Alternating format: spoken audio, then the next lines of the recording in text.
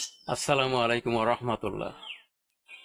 ঘুমের মাধ্যমে মানুষ ইহকাল থেকে পরকালের দিকে ধাবিত হতে থাকে।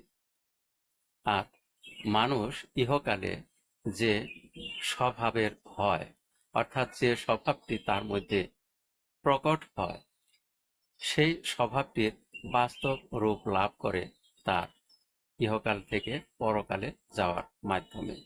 অর্থাৎ একজন ব্যক্তি যখন ঘুমিয়ে পড়ে, সে ধীরে ধীরে ইহকাল থেকে পরকালে যেতে থাকে।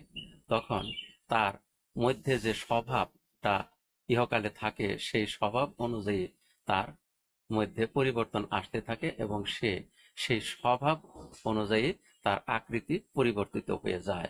অর্থাৎ যদি কোনো একজন মানুষ ইহলোকে বা ইহকালে জালেম হয়ে থাকে, তাহলে সে পরকালে গেলে বা ঘুমের ঘুরে স্বপ্নে সে বাঘ, সিংহ এসব জাতীয় প্রাণীকে দেখতে পাবে, অথবা সে নিজেই এসব প্রাণীতে রূপান্তরিত হতে দেখবে।